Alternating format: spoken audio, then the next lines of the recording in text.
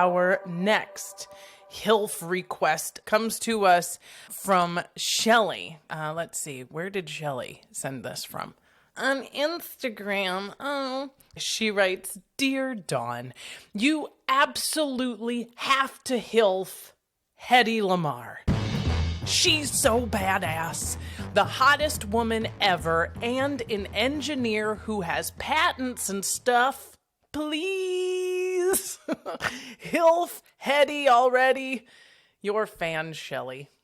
I mean, right? Shelly, right? And like, there's probably some of you who are like, fuck Shelly, why Shelly? I requested Hedy Lamarr too. It's okay. A lot of you did. She's a big HILF. I mean, like, people literally want to fuck Hedy Lamarr. I want to fuck Hedy Lamarr. You want to fuck Hedy Lamarr. Look at her. Hedy Lamarr won her first beauty contest when she was 12. In Austria, by the way, where I'm not going to say there's not babes everywhere, but let's be honest. There's a lot of babes in Austria. You're the hottest babe at 12? Damn. Brunette, long lashes, high cheekbones, look at that kissable little mouth.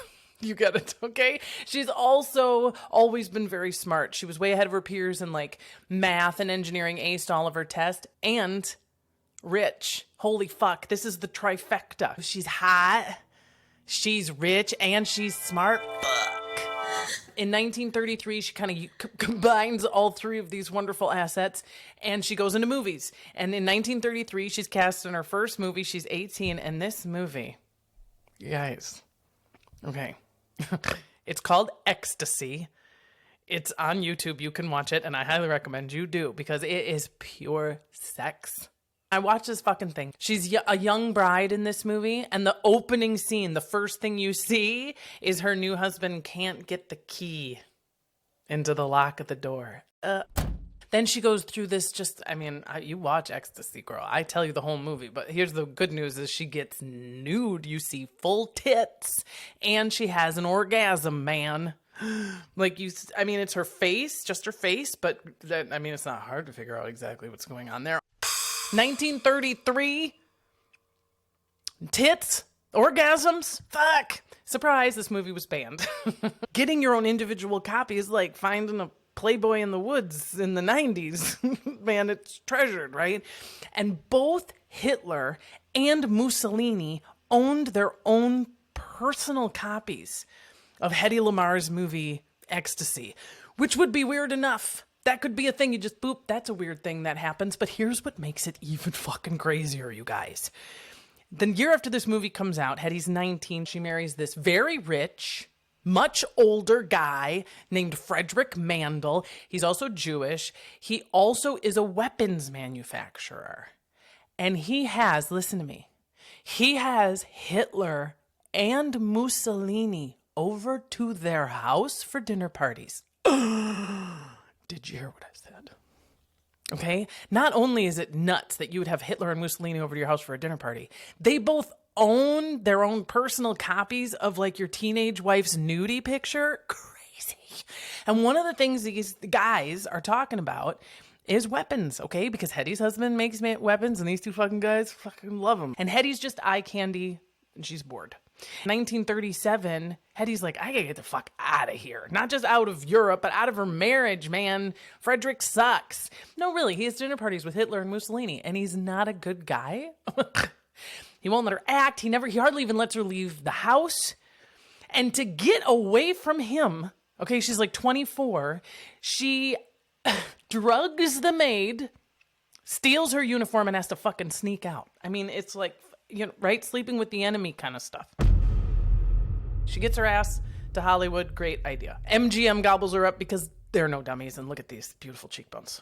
Okay. And she does really well when she gets to Hollywood. Her biggest hit easily is Samson and Delilah. I mean, this thing wins Oscars, and she's the gal. She's the silver screen 1940s movie star. Okay. She's living in Hollywood. Things are going pretty well. She's got this new neighbor. Okay. And he's a composer. His name is George Anthill. And in addition to being a composer, he's also writes love advice columns, hot, and he's into endocrinology. So Hedy hits him up with a gland question, i.e., any way endocrinology can help me get bigger tits. I'm serious. And he's like, I don't really know anything about that. And so natural conversation flow goes from glands won't make my tits bigger to musical composition, because he's got this avant-garde way of composing music, which includes sequence skipping. Okay. And by the way, I don't understand music that great or engineering.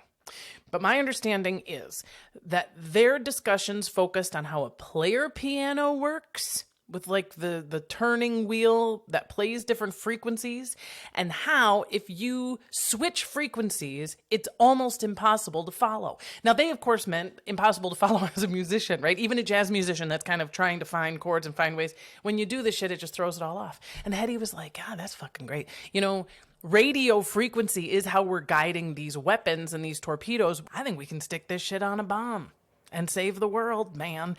Get it? This jib jab, when she was just eye candy at fucking parties with Hitler, is now, right, come in full circle. So George Anhill and Hedy Lamarr don't just like jot it on a napkin, girl. They go through the academic rigor to get this patent made. And in 1942, they file their patent. It's got one of them long ass numbers, but it's known as the Lamarr Anthill patent. Okay. And it is the concept behind anti-jamming devices that are still used today. And it's the backbone of Wi-Fi.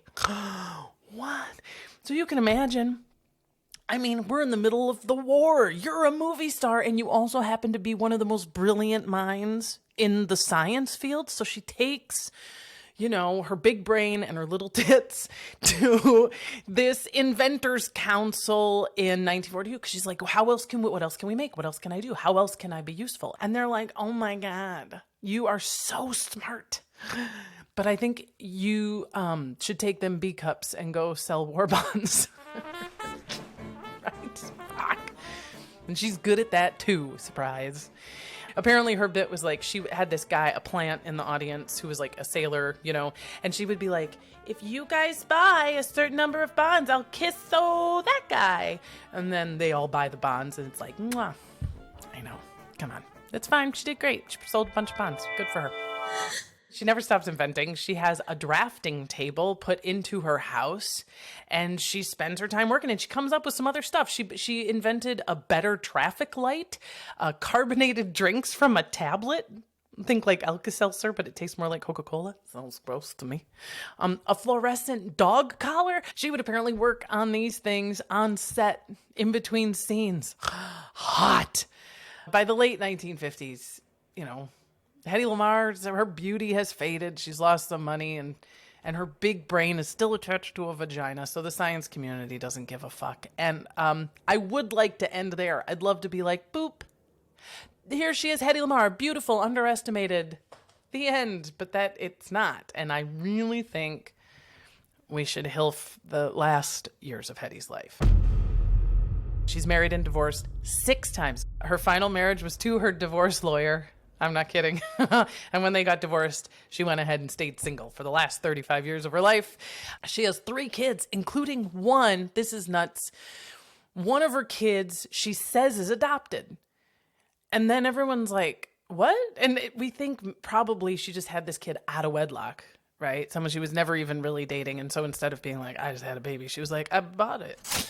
She's arrested twice in her life, both times in the 1960s, both times for shoplifting. The last one was for shoplifting laxatives and eye drops. Yikes. I know. She dies in January of 2000 at the age of 85 after several years of self-isolation and estranged from her family. So, what do we learn from Hedy Lamarr? I say it's that showing your tits can make you famous, but trying to make your tits bigger can save the world. Good night, kids.